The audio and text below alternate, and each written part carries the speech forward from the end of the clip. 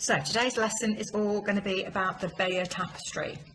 So the Bayeux Tapestry, officially not a tapestry, actually an embroidery. The difference is about how it's made. All right, so this has been embroidered, okay, rather than woven, which is how tapestries would be made.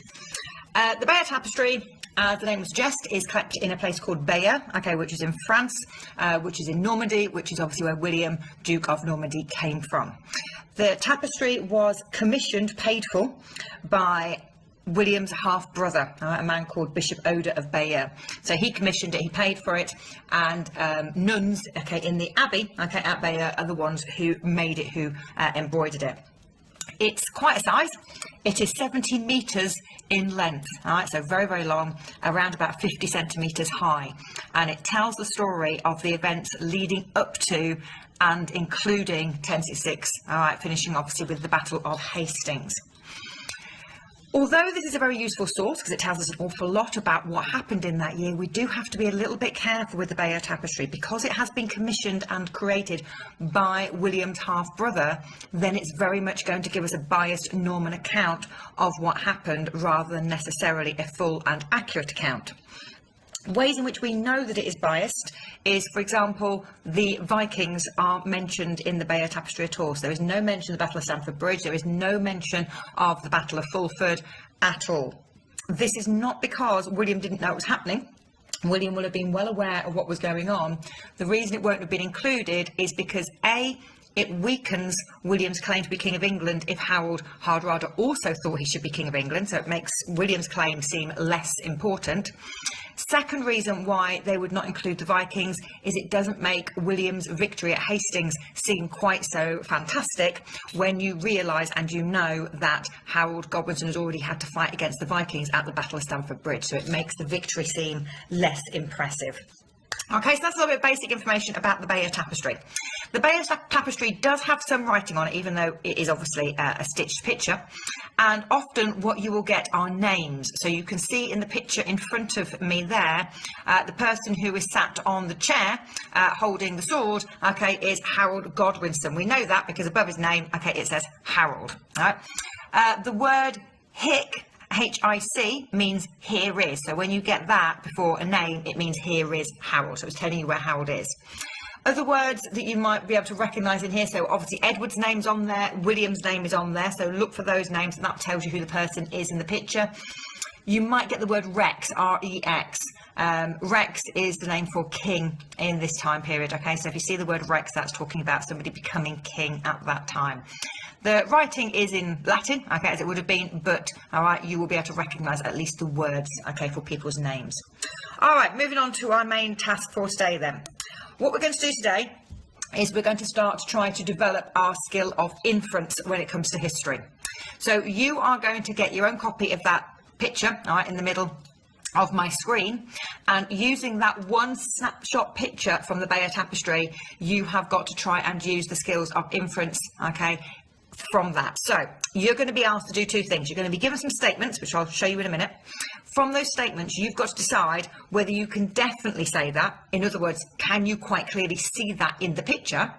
Or are you having to use your own knowledge to work it out? So you are making an inference, okay? You are reading between the lines, you're making an educated guess, you are using what you know about that topic to work out that that is true. So that's the skill we're trying to do. Can I see it in the picture? Is that just a description? Or is it an inference? Am I using my own knowledge, right, as well to work that out? So your statements are going to be as follows. All right, so that's the picture that you're going to be using. And then the statements are as follows. Soldiers wore helmets and a kind of armour. So can you see that in the picture? If you can, it goes in that first box. All right, if you are working it out, all right, using your own knowledge, then it would have to go in the inference.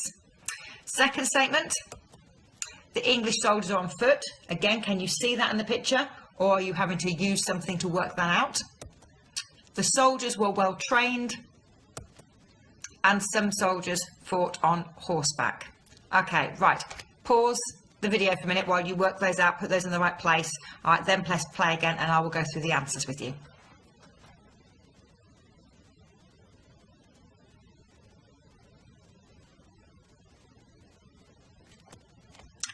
So, answers on the board. All right, let's go through them to make sure you understand.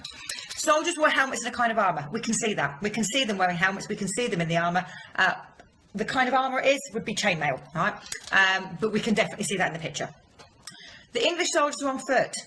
It doesn't tell us that. There is no badge or Union Jack, okay, or anything on the shields, all right, that one that looks like, okay, the English flag. That's not the English flag, not at this time period, all right? So we're having to make an inference. And the reason we know the English are on foot is because we have learned, okay, that it was the Normans who had cavalry. It was the Normans that fought on horseback, remember, because they had the stirrups.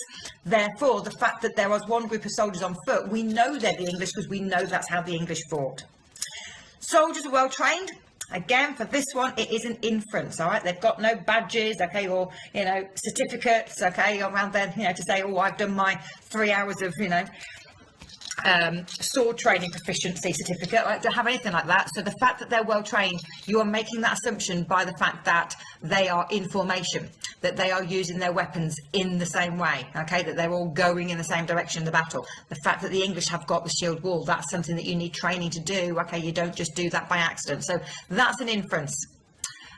Some soldiers fought on horseback. Again, we can see that. How could we change some soldiers fought on horseback into an inference? What would we change some soldiers fought on horseback to? Who is fighting on horseback? Okay, so yeah, all right, that would be changed, okay, to the Normans fighting. The Normans were fighting on horseback. Right, what I'd like to do, please, is add another 2 inferences and 2 descriptions, all right, to your diagram in purple pen, please. Let's do 2 more, all right, so I can see which 2, okay, were yours that you came up with.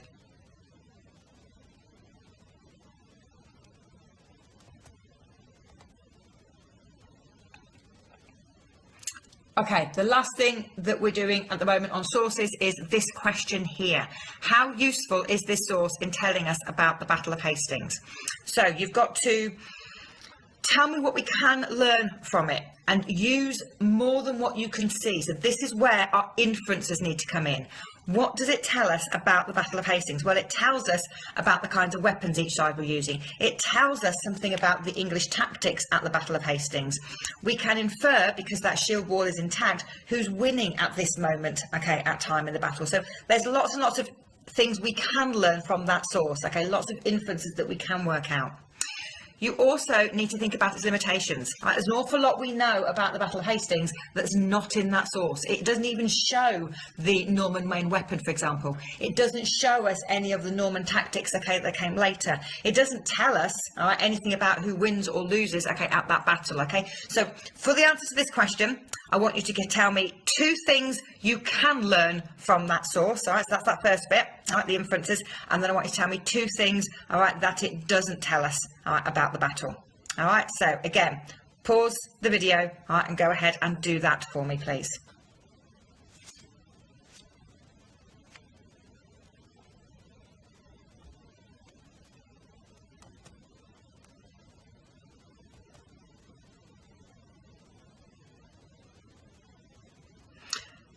Okay, last activity for you to do. You might not get all of this done in one lesson. This might have to push over to a second lesson of this week. And I want you to do some chronology of the Bayeux Tapestry. So there are various sheets on the system ranging from some really quite tricky, really quite difficult ideas down to ones which are really quite simple and you shouldn't have too much difficulty putting them into chronological order. So try and challenge yourself, try and do one, okay, that's certainly, okay, maybe a little bit more than perhaps you might normally think that you would do. So if you think, yeah, I'm normally working really well at the intermediate, have a go, okay, at the advanced one. If you can't do them all, it doesn't matter, you're still challenging yourself. All right, if you would normally do the basic, all right, see if you might have a go at some of the intermediate.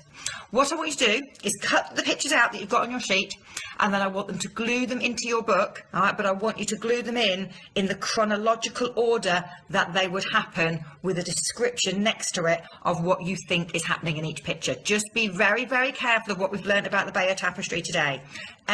No Vikings, no Battle of Stamford Bridge, okay, so please don't be talking about anybody being Viking. Don't talk about the Battle of Stamford Bridge or the Battle of Fulford in it, because they're not there.